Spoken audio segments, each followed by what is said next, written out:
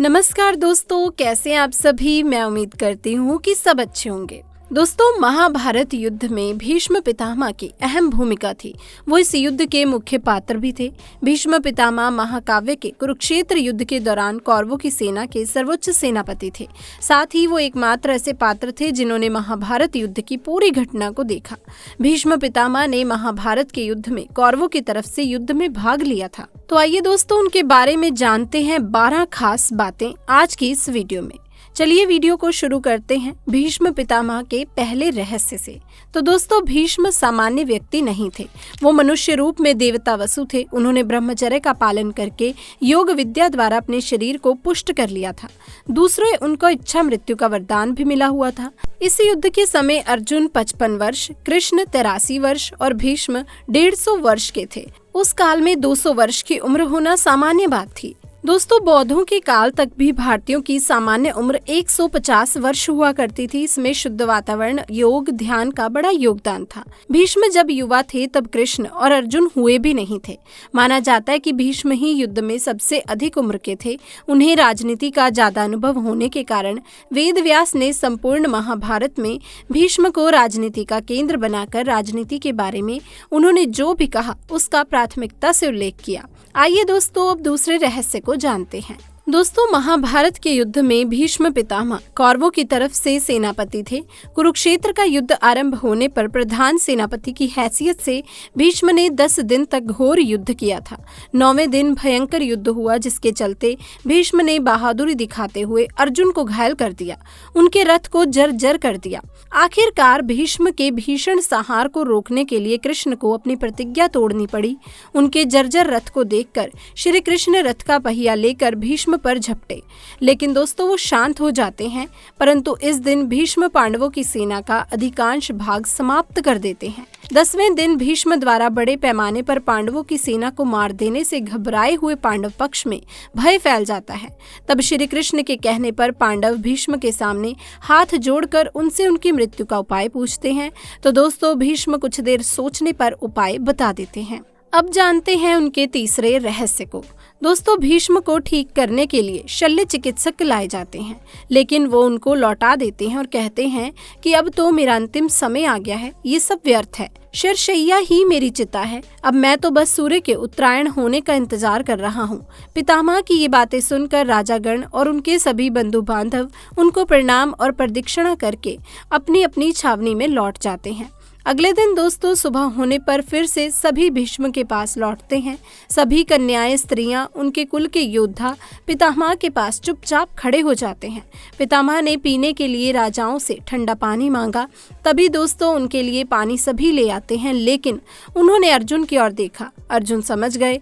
उन्होंने अपने गांडव पर तीर चढ़ाया और पर्जन्य अस्त्र का प्रयोग करके वो धरती में छेद कर देते हैं। धरती से अमृत तुल्य सुगंधित बढ़िया जल की धारा निकलने लगती है। फिर दोस्तों, उस पानी को पीकर भीष्म पितामह तृप्त हो जाते हैं। फिर भीष्म दुर्योधन को समझाते हैं कि युद्ध छोड़कर वंश की रक्षा करो। उन्होंने अर्जुन की बहुत प्रशंसा की और दुर्योधन को बार बार समझाया कि हमारी ये गति देखकर संभल जाओ, लेकिन दुर्योधन ने उनकी एक बात भी नहीं मानी और फिर से दोस्तों युद्ध शुरू हो जाता है। अगले दिन फिर से सभी उनके पास इकट्ठा होते हैं। वो नए सेनापति कर्ण को समझाते हैं। वो दोनों पक्षों में अपने अंतिम वक्त में भी संधि कराने की चेष्टा करते हैं। दोस्तों, भीष्म के शरशैया पर लेट जाने के बाद भी युद्ध 8 दिन तक चला था। आइए अब जानते हैं चौथे रहस्य के बारे में। दोस्तों, भीष्म के शरशैया पर लेटने की खबर फैलने पर कौरवों की सेना में हाहाकार मच जाता है। दोनों दलों के सैनिक और सेनापति युद्ध करना छोड़कर भीष्म के पास इकट्ठा हो जाते हैं। दोनों दलों के राजाओं से भीष्म कहते हैं कि राजागणों, मेरा सिर नीचे लटक रहा है, मुझे उपयुक्त तकिया चाहिए। उनके एक आदेश पर तमाम राजा और योद्धा तरह तरह के तकिए ले आते हैं, किंतु दोस्तों भीष्म उनमें से एक को भी ना लेकर मुस्कुरा कर कहते हैं कि ये तकिए इस वीर शैया के काम आने योग्य नहीं है। फिर वो अर्जुन की ओर देखकर कहते हैं कि बेटा, तुम तो क्षत्रिय धर्म के विद्वान हो, क्या तुम मुझे उपयुक्त तकिया दे सकते हो? आज्ञा पाते ही अर्जुन ने आंखों में आंसू भर लिए और उनको अभिवादन करके भीष्म को बड़ी तेजी से ऐसे 3 बाण मारे जो उनके ललाट को छेदते हुए पृथ्वी में जा लगे। बस इस तरह सिर्फ सिरहाना मिल गया। इन बाणों का आधार मिल जाने से सिर के लटकते रहने की पीड़ा जाती रही। इसी के साथ दोस्तों अब आइए जानते हैं 5वें रहस्य को। एक दिन देवव्रत के पिता शांतनु यमुना के तट पर घूम रहे थे कि उन्हें नदी में नाव चलाते हुए एक सुंदर कन्या नजर आई। शांतनु उस कन्या पर मुग्ध हो गए। महाराज ने उनके पास जाकर उनसे पूछा कि हे देवी, तुम कौन हो? तो दोस्तों उसने कहा, महाराज मेरा नाम सत्यवती है और मैं निषाद कन्या हूँ। महाराज उसके रूप यौवन पर रीझ कर उसके पिता के पास पहुँचे और सत्यवती के साथ अपने विवाह का प्रस्ताव किया। इस पर निषाद ने कहा, राजन, मुझे अपनी कन्या का विवाह आपके साथ करने में कोई आपत्ति नहीं, किंतु मैं चाहता हूँ कि मेरी कन्या के गर्भ से उत्पन्न हुए पुत्र को ही आप अपने राज्य का उत्तराधिकारी बनाएं, तो ही ये विवाह संभव हो पाएगा। निषाद के इन वचनों को सुनकर महाराज शांतनु चुपचाप हस्तिनापुर लौट आए और मन ही मन इस दुख से घुटने लगे। सत्यवती के वियोग में महाराज व्याकुल रहने लगे और उनका शरीर भी दुर्बल होने लगा। महाराज की इस दशा को देखकर देवव्रत को चिंता हुई। तब उन्होंने मंत्रियों द्वारा पिता की इस दशा होने का कारण पता चला तो दोस्तों वो निषाद के घर पहुंचे और उन्होंने निषाद से कहा कि आप अपनी पुत्री सत्यवती का विवाह मेरे पिता शांतनु के साथ कर दें। मैं आपको वचन देता हूं कि आपकी पुत्री के गर्भ से जो बालक जन्म लेगा वही राज्य का उत्तराधिकारी होगा। उन्होंने कहा, कालांतर में मेरी कोई संतान आपकी पुत्री के संतान का अधिकार छीन ना पाए, इस कारण से मैं प्रतिज्ञा करता हूँ कि मैं आजीवन अविवाहित रहूंगा। उनकी इस प्रतिज्ञा को सुनकर निषाद ने हाथ जोड़कर कहा कि हे देवव्रत, आपकी ये प्रतिज्ञा अभूतपूर्व है। इतना कहकर निषाद ने तत्काल अपनी पुत्री सत्यवती को देवव्रत तथा उनके मंत्रियों के साथ हस्तिनापुर भेज दिया। अब दोस्तों जानते हैं छठा रहस्य। देवव्रत जब कन्या सत्यवती को लेकर अपने पिता शांतनु को सौंप देते हैं तो शांतनु की खुशी का ठिकाना नहीं रहा। दोस्तों शांतनु देवव्रत से प्रसन्न होकर कहते हैं कि हे पुत्र, तूने पितृभक्ति की वशीभूत होकर ऐसी कठिन प्रतिज्ञा ली है जो आज तक किसी ने नहीं की और ना ही भविष्य में कोई करेगा। तेरी इस पितृभक्ति से प्रसन्न होकर मैं तुझे वरदान देता हूँ कि तेरी मृत्यु तेरी इच्छा से ही होगी। तेरी इस प्रकार की प्रतिज्ञा करने के कारण तू भीष्म कहलाएगा और तेरी प्रतिज्ञा भीष्म प्रतिज्ञा के नाम से सदैव प्रख्यात रहेगी। अब दोस्तों जानते हैं 7वें रहस्य को। दोस्तों विचित्रवीर्य के युवा होने पर उनके विवाह के लिए काशीराज की 3 कन्याओं का बलपूर्वक हरण किया गया था, जिसमें से एक को शैलवराज से प्रेम करने के कारण छोड़ दिया था। लेकिन शैलवराज के पास जाने के बाद अम्बा को शैलवराज ने स्वीकार करने से मना कर दिया। अम्बा के लिए ये दुखदायी स्थिति हो गई थी। अम्बा ने इस दुर्दशा का कारण भीष्म को समझकर उनकी शिकायत परशुराम जी से की। परशुराम जी ने अन्याय के खिलाफ लड़ने की ठानी। परशुराम जी ने भीष्म से कहा कि तुमने अम्बा का बलपूर्वक अपहरण किया है, अतः अब तुम इससे विवाह करो, अन्यथा मुझसे युद्ध के लिए तैयार हो जाओ। दोस्तों फिर भीष्म और परशुराम जी का 21 दिन तक भयंकर युद्ध हुआ। अंत में ऋषियों ने परशुराम को सारी व्यथा कथा सुनाई और भीष्म की स्थिति से भी उनको अवगत करवाया। तब कहीं परशुराम जी ने युद्ध पर विराम किया। इस तरह दोस्तों भीष्म अपने लिए गए ब्रह्मचर्य पर अटल रहे। अब दोस्तों आइए जानते हैं 8वें रहस्य के बारे में। तो दोस्तों सत्यवती के शांतनु से उत्पन्न दोनों पुत्र चित्रांगद और विचित्रवीर्य की मृत्यु हो जाने के बाद सत्यवती भीष्म से बार बार अनुरोध करती है कि पिता के वंश को चलाने के लिए अब तुम्हें विवाह करके पुत्र उत्पन्न करना चाहिए। लेकिन भीष्म अपनी प्रतिज्ञा तोड़ने को तैयार नहीं हुए।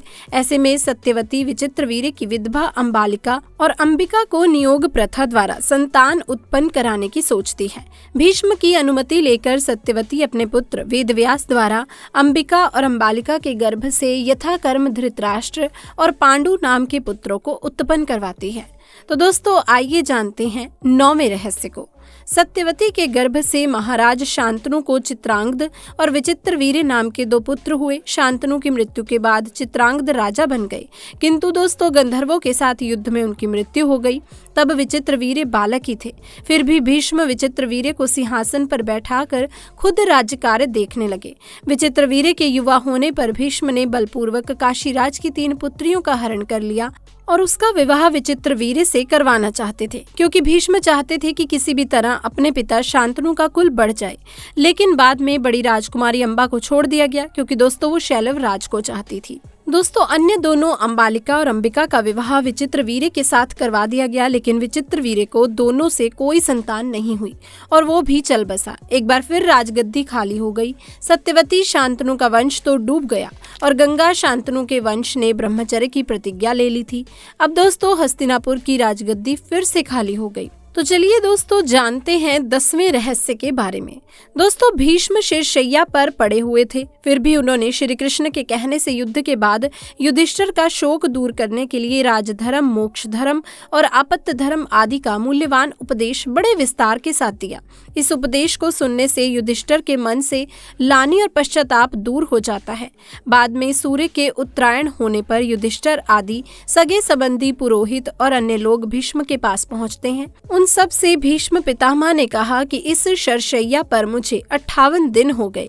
मेरे भाग्य से माघ महीने का शुक्ल पक्ष आ गया है। अब मैं शरीर त्यागना चाहता हूँ। इसके पश्चात उन्होंने सब लोगों से प्रेम पूर्वक विदा मांगकर शरीर त्याग दिया। युधिष्ठिर तथा पांडवों ने पितामह के शव को चंदन की चिता पर रखा तथा दोस्तों दाह संस्कार किया गया। अब दोस्तों बढ़ते हैं 11वें रहस्य की ओर। एक बार देव नाम वसु ने वशिष्ठ ऋषि के कामधेनु का हरण कर लिया। इससे वशिष्ठ ऋषि ने कहा कि ऐसा काम तो मनुष्य करते हैं, इसीलिए तुम 8 वसु मनुष्य हो जाओ। ये सुनकर वसुओं ने घबरा कर वशिष्ठ जी की प्रार्थना की। तो दोस्तों उन्होंने कहा कि अन्य वसु तो वर्ष का अंत होने पर मेरे शाप से छुटकारा पा जाएंगे, लेकिन इस देव को अपनी करनी का फल भोगने के लिए 1 जन्म तक मनुष्य बनकर पीड़ा भोगनी होगी। ये सुनकर वसुओं ने गंगा जी के पास जाकर उन्हें वशिष्ठ जी के शाप को विस्तार से बताया और ये प्रार्थना की कि आप मृत्युलोक में अवतार लेकर हमें गर्भ में धारण करें और जो ही हम जन्म लें हमें पानी में डुबो दें। इस तरह हम जल्दी से सभी मुक्त हो जाएंगे। दोस्तों गंगा माता ने स्वीकार कर लिया और ये युक्ति पूर्वक शांतनु राजा की पत्नी बन गई। और दोस्तों शांतनु से वचन भी ले लिया। शांतनु ने गंगा के गर्भ में जो 7 पुत्र पैदा हुए थे उन्हें उत्पन्न होते ही गंगा जी के पानी में डुबो दिया, जिससे 7 वसु तो मुक्त हो गए, लेकिन 8वें पुत्र को शांतनु ने गंगा को रोककर इसका कारण जानना चाहा। गंगा जी ने राजा की बात मानकर वसुओं को वशिष्ठ के शाप का सब हाल कह सुनाया। राजा ने उस 8वें पुत्र को डुबोने नहीं दिया और इस वचन भंगता के कारण गंगा 8वें पुत्र को सौंपकर अंतर्ध्यान हो गई। यही बालक द्यू नामक वसु था जो भीष्म पितामह बना था। तो आइए जानते हैं 12वें रहस्य के बारे में और इस वीडियो के अंतिम रहस्य के बारे में। दोस्तों ये वो काल था जब देवी और देवता धरती पर विचरण किया करते थे। किसी खास मंत्र के द्वारा उनका आवाहन करने पर प्रकट हो जाया करते थे। इन्हीं देवताओं के कुल में से माँ गंगा भी हैं। तो सवाल आता है कि गंगा ने क्यों किया शांतनु से विवाह। पुत्र की कामना से शांतनु के पिता महाराज प्रतीप गंगा के किनारे तपस्या कर रहे थे। उनके रूप और सौंदर्य पर मोहित होकर गंगा उनकी दाहिनी जंघा पर आकर के बैठ गई और कहने लगी, मैं आपसे विवाह करना चाहती हूँ। उन्होंने कहा, मैं जहन्नु ऋषि की पुत्री गंगा हूँ। इस पर राजा ने कहा कि हे गंगे, तुम मेरी दाहिनी जंघा पर बैठी हो, जबकि पत्नी को तो वामांगी होना चाहिए। दाहिनी जंघा तो पुत्र का प्रतीक है, अतः मैं तुम्हें अपनी पुत्र वधू के रूप में स्वीकार कर सकता हूँ। ये सुनकर गंगा वहां से चली गई। जब महाराज प्रतीप को पुत्र की प्राप्ति हुई तो उन्होंने उसका नाम शांतनु रखा और इसी शांतनु से गंगा का विवाह हुआ। गंगा से उन्हें 8 पुत्र मिले, जिससे 7 को गंगा में बहा दिया गया और 8वें पुत्र को पाला पोसा। उनके 8वें पुत्र का नाम देवव्रत था। ये देवव्रत ही आगे चलकर भीष्म कहलाए थे। तो दोस्तों आज की वीडियो में बस इतना ही। आपको वीडियो कैसी लगी आप जरूर बताइएगा। इसी के साथ इस वीडियो को दोस्तों लाइक करें, शेयर करें और चैनल को सब्सक्राइब करना ना भूलें। मिलते हैं अन्य वीडियो में, तब तक के लिए आप सभी का धन्यवाद।